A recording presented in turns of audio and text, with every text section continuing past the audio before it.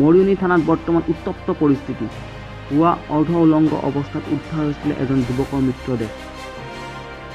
পৰৱৰ্তী সময়ত মৃতদেহ মৰিয়নি ৪ নং ৱাৰ্ডৰ শম্ভু বাল্মীকি বুলি চিনাক্ত কৰা হয়।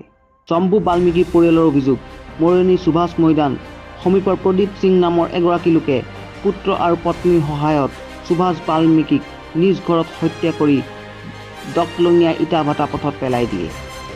হত্যাকাৰীক গ্ৰেপ্তাৰৰ দাবীত থানা ঘেৰাও কৰে শম্ভু বাল্মীকিৰ পৰিয়াল তথা স্থানীয় লোকে।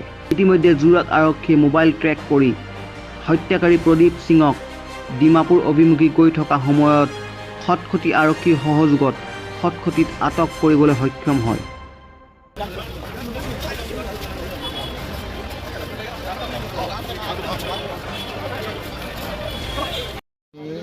ডকলঙ